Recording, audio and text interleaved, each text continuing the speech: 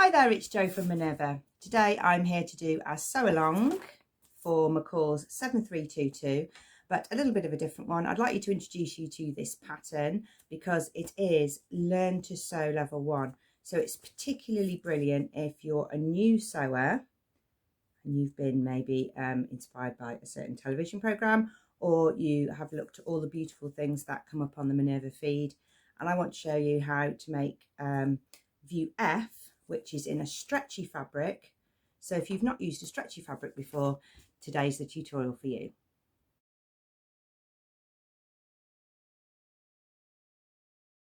The pattern has quite a lot of ease, so the sizing on it is quite free and easy. It goes from extra small, small, medium, large, extra large, XXL. So it goes from a 30-inch bust up to a 51. So you can choose stretch fabric or woven fabric, and there are lots of versions. So there is a shell top, which is the one that I've made on another video, so you can catch that one. There is a shell top with sleeves.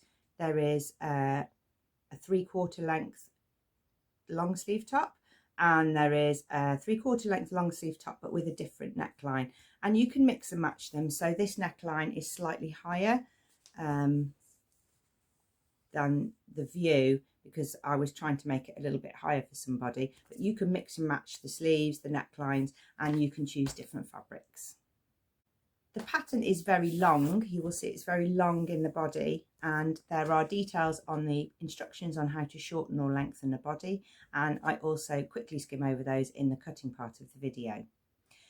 You need to measure your upper bust. Your upper bust will give you a more accurate sort of frame measurement. If you measure your full bust, you might end up, if you've got a full bust, having a big item all over.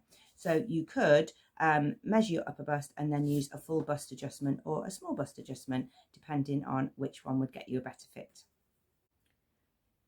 The fabric I'm using today is a Minerva exclusive viscose jersey. So it's a stretch fabric, and it's got lots of stretch, plenty of stretch on both the length grain and the width grain, but you've got more across the width. That's the width.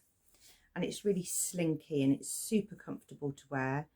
It takes colours really well, so it's really vibrant. This has been pre-washed, but it's not lost any of the colour. And although people think sewing stretch is tricky, I'm going to show you a few tips today. Because today's video is for beginners, I'm going to use a normal sewing machine that isn't digital or anything. It's just got zigzag stitches on it, so I'm not going to use my overlocker. I want to try and show you that you can sew a garment with a basic sewing machine and a few basic skills. I'll be going through the pattern as if you were reading the instructions yourself, so you can check in or out if there's a little bit that you don't understand. A few things you will see when I'm cutting out. You'll see that I am using the pattern to help me find the grain line. I'm putting lots of pins on the fabric before I even put the pattern pieces on, so then I know that it's not going to move around. It might work for you on the smaller sizing, but I'm getting 2 folds out of my fabric. If you're cutting a larger size, you might not be able to do that, so you will always bring the selvages together, and that will give you the length grain. So when you bring the side selvages together, then you will have the length grain of the fabric, and that's really important. If you cut a stretch item not on the grain and not folded evenly, when it's washed, you'll start to get like a twist in the side or a twist in particular places, or your hem will hang more on one side than another. So try and get the pattern to help you, try and get the selvage to help you, and get that fold absolutely right before you start putting your pattern pieces on. I'm going to head over to the cutting table. I'll film myself a little bit quicker cutting out so that you don't have to watch me boringly cutting out some fabric, but some little tips will pop up as I'm going through the process.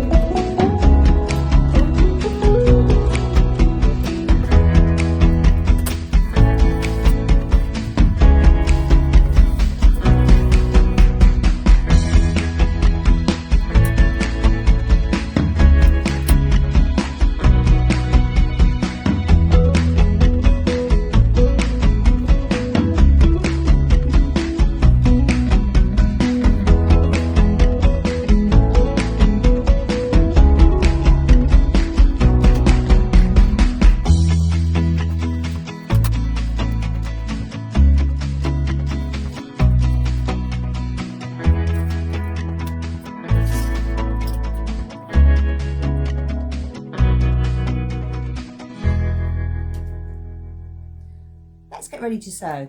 So to set up the sewing machine, I've got a Gutterman thread because it's nice and strong, and a polyester thread works well in a stretch fabric.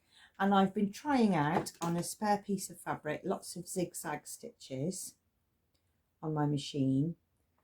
And on my digital machine, I can change the zigzag very, very acutely. But here I've got sort of some choices of zigzag. So it's important that you don't use a straight stitch.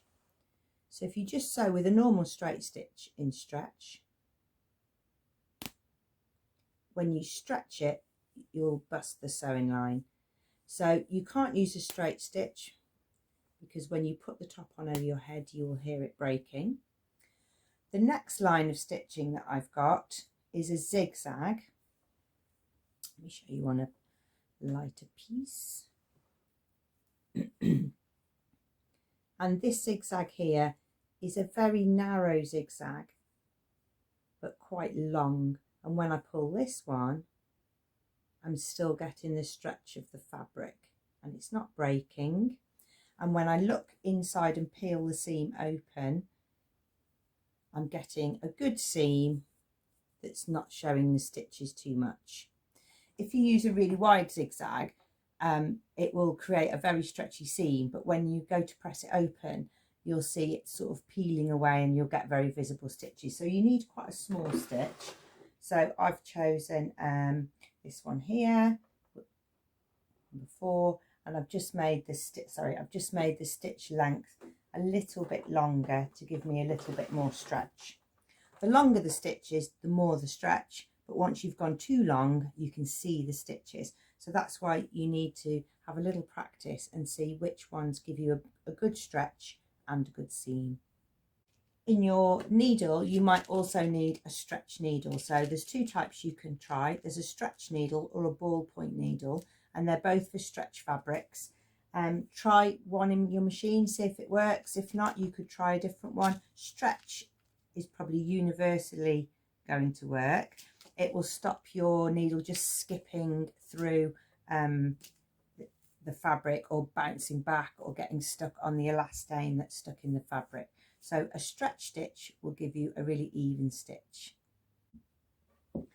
With viscose, it's a good idea to keep your tissue attached to your pieces until you're ready for them, because it just holds their shape a little bit more. This is the front piece. We're going to ease stitch along the bust, and it's instead of putting a dart in. So what you're going to create is a little bit of fullness just under the bust there on the front piece. It's not going to be gathered. You're just going to have the front piece will be longer than the back piece, and then you will put that fullness in that side panel there, and then you'll get a little bit more fullness around the bust. So you can see there, it's just wrinkled up the side hem, but on our sewing line, we've just eased in that amount of fabric. Okay, with right sides together, sometimes you see that on a pattern as RST. You're going to put the shoulder seams together, and they'll have little clips on or notches, however you marked the pattern markings. And you'll need quite sharp pins when you use a stretch fabric. Otherwise, if you've got dull pins, it just sort of bounces back off the fabric. So make sure you've got some sharp pins, and you're going to pin together the shoulder seams and the side seams. Time to sew the side seams. And the seams are 1.5, so you'll need to measure from the edge, raw edge, into the fabric, and 1.5 centimetres or 5/8 of an inch in. It's not up to the edge of the foot. You'll have a little bit of fabric left over, and that is your seam allowance. If you change the seam allowance, you're actually changing the size of the top. So there's a lot of ease in this pattern, so you don't need to make it a bit bigger. Use the 1.5 seam allowance, and that will ensure that everything accurately fits onto the next piece. A few other things to note when you're sewing with stretch is not to pull it from either the front or the back. You've just got to let the feed dogs, which are the little zigzags in the bottom of your machine, you've just got to let that take it through. If you can go to your machine manual, you can find out if you can release the pressure of the foot. If the foot is really pressing down, then it might create lots and lots, there's one there, look, lots and lots of wrinkles in your fabric because it's really pushing that down. So if you can release the tension in your foot, that also helps. But you need quite a big stitch so that it's going through at a good rate. But don't pull, try and use two hands to guide the fabric through.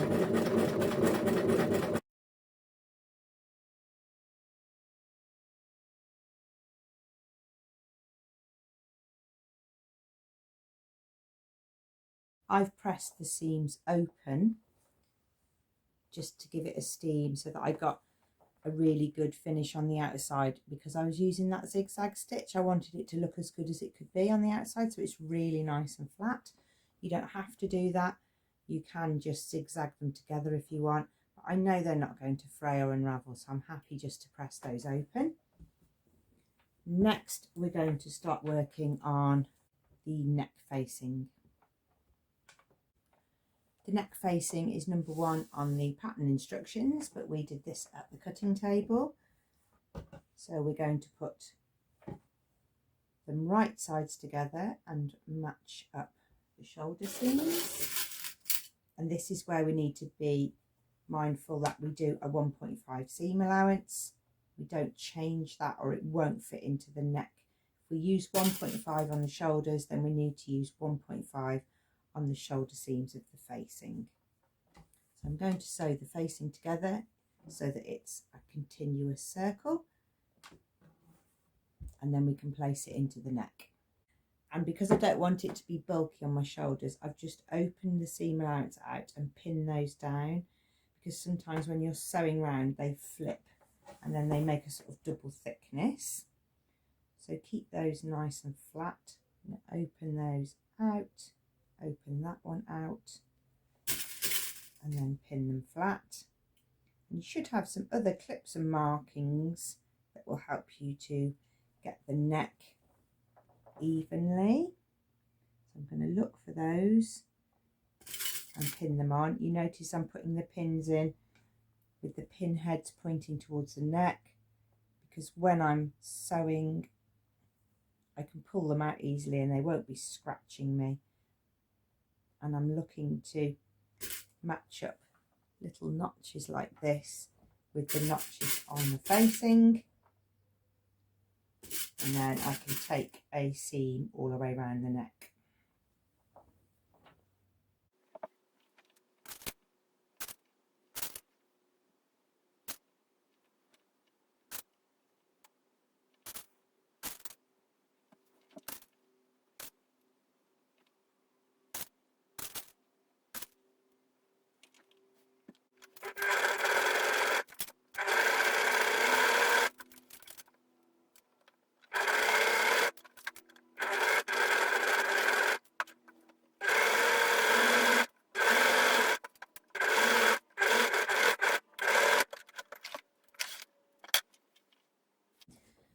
So applying the facing is the first part. Second part of the procedure of putting a facing on is to trim out some of that bulk. So you've got the facing that's got the interfacing attached. You need to take that out by half. And you'll need some pretty good scissors, some fine scissors. But you can see, look, there's the top, there's the facing, and I'm just taking out half of that seam allowance, otherwise you'll have quite a sort of bulky chunk around your neck, and it's a small scissors job, otherwise you'll end up taking out the fabric from underneath. You can keep your thumbnail underneath it and that works, because you can feel the scissor blade touching the top of your thumb, and your thumb is protecting the fabric underneath. The next part of putting a facing on is pushing everything towards the facing. So this is the top, this is the seam allowance, and I'm going to push the seam allowance over to the facing. Just put a pin in to show you where. All the way around.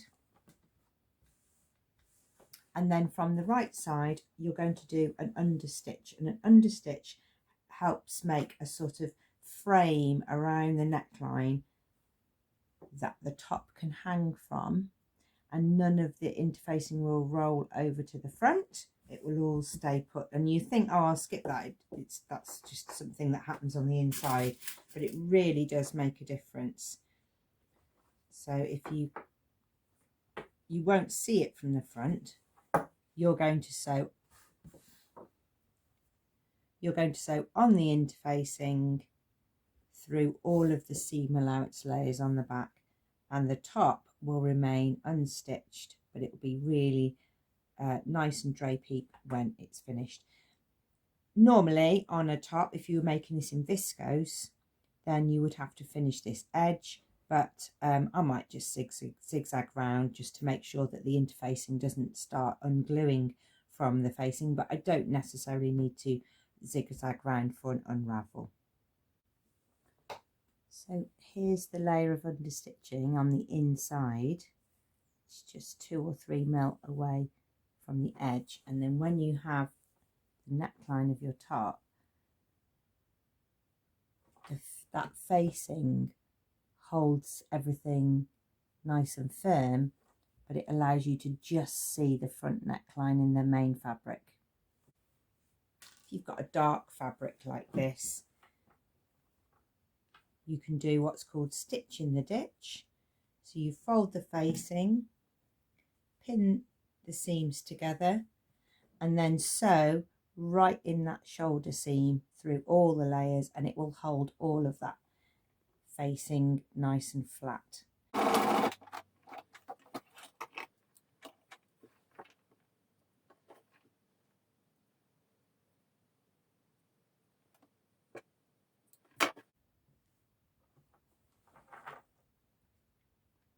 So this is it from the right side,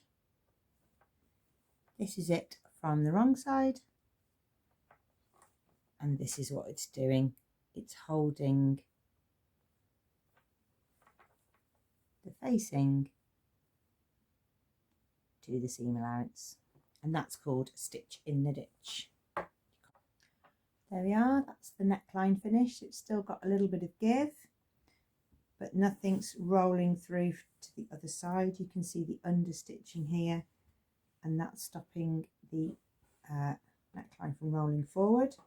So that's all ready, and now we can add on the sleeves. They're 3/4 length. There is a lengthen and shorten line. I've just shortened mine a little bit to fit arm length, and there's lots of notches on the sleeve head, and you will need to have marked all of these. So there is this triangle here. This shows that this is the front of the sleeve. These double triangles here show this is the back of the sleeve. The large dot at the top shows that that's the head of the sleeve that goes on the shoulder seam, and these little dots are markings for a gather line that you're going to put between those 2 small dots. So make sure you've got all of that marked on. In this top, the side seam is sewn and the sleeves are inserted as a circle. So the first thing you need to do is to sew up the side seam of the shirt without stretching it, and you'll need the stretch stitch, and then we're going to drop that sleeve head into the armhole and match up the notches. When you've sewn the sleeve side together, you're then going to put a row of easing stitches between the 2 small dots. So that's a row of stitches in the seam allowance, a bit like we did on the side bust dart, and we're going to just move some of that fabric around the sleeve head, and it's not going to be gathered like a puff sleeve. It's just going to take some of the fullness from the head of the sleeve. You can see it's sort of making it curl up. So I suppose we would want it that way around, wouldn't we? So it's making just that head of the sleeve do the curve that we want. And now we can put it into the top. So we've got the top wrong side out, the sleeve right side out. I'm going to put that inside to match up the two circumferences. Now, the first thing to check before we get all pinning all the way round is to check that we've got them the right way round. So we should have 2 snips on the top, matching 2 snips of the sleeve. If you've got them the wrong way round, you need to change it now. You don't want to pin all the sleeve head and then realise you've got them in the wrong way round. So you put a pin at the notch, the back arm notch. You put a pin at the underarm.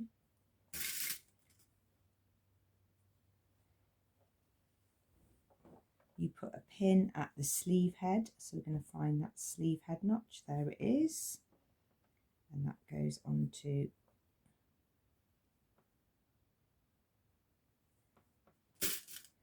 the shoulder seam.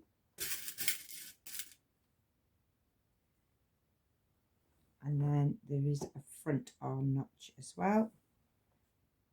And so we can locate that. And now, working with our pins, we're going to ease in the rest of the sleeve.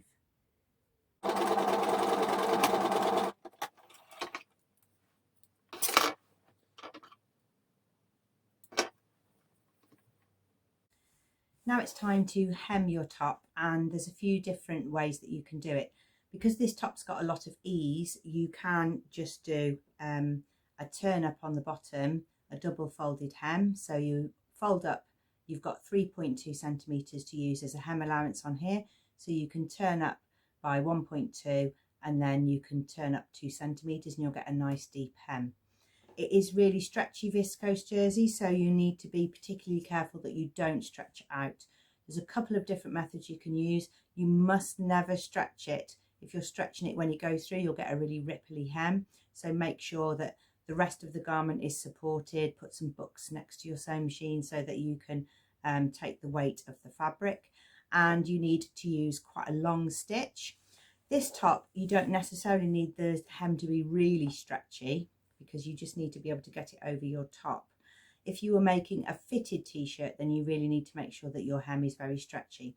Don't forget that ironing is everything. The press on a jersey hem is everything at the end. So even when you take it from your machine and you think, gosh, that's a little bit wobbly, you will be able to shrink out some of that ripple with your press at the end.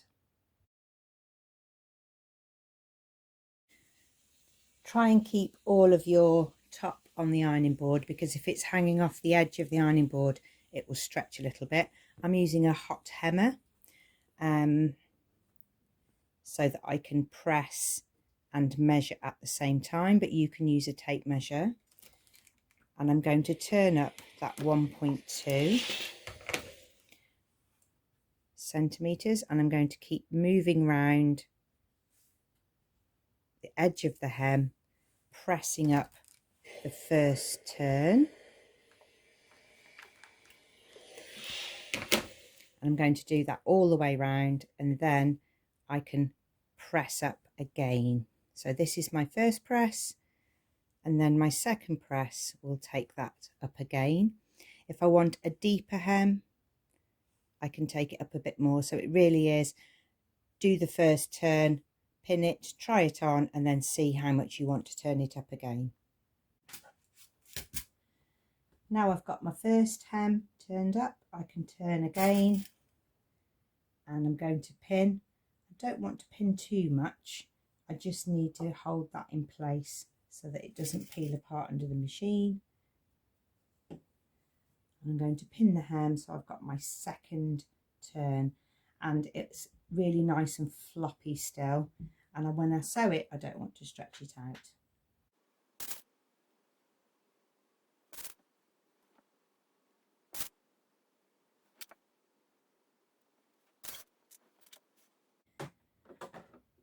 The hemming technique that you choose now is very much going to depend on what your machine can do and how you can control it under the machine the best you can. I'm going to use I'm going to use a stitch here, which is a sort of zigzag, but then it takes a couple of stitches on the hem turn up, and then the V will take me off the fabric. So I will get a stretch stitch hem.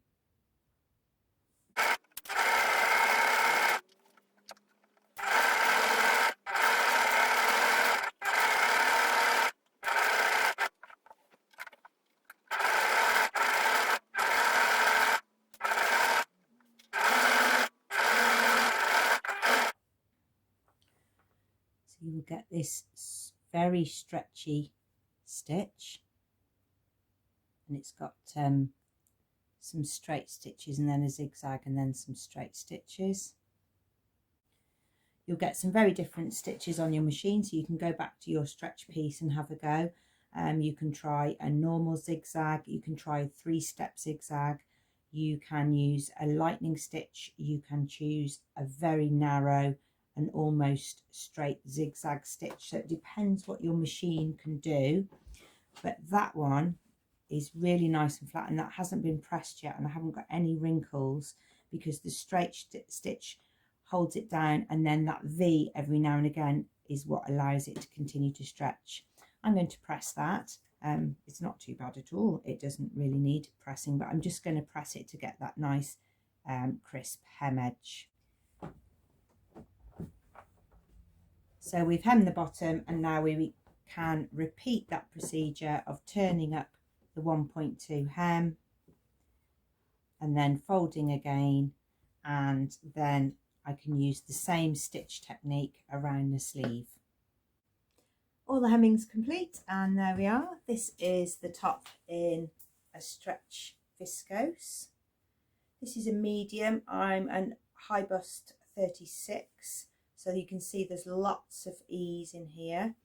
I could go down to a small and get a slightly different fit. This is the 3/4 sleeve, so it can pull up. You will also see how long it is.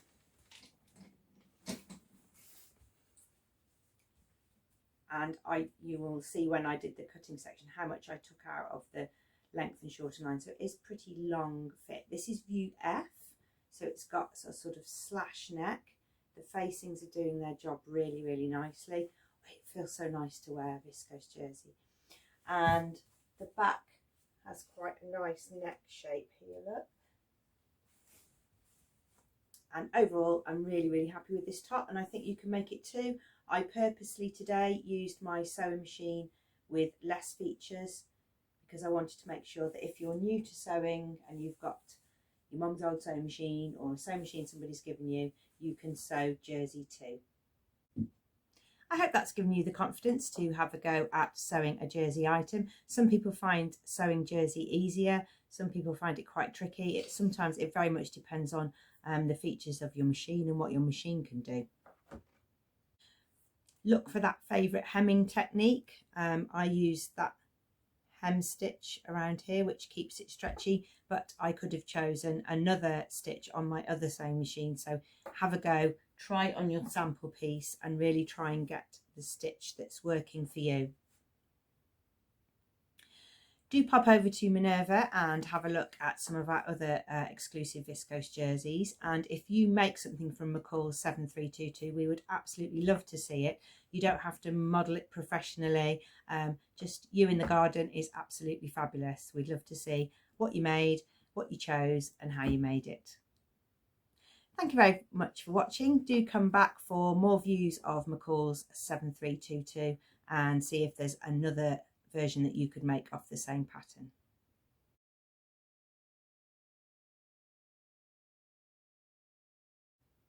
If you have any questions about sewing this top, you can list those below. All of the products and the fabrics that I've used are listed below as well. If you pop over to the Minerva website, you'll see them all there.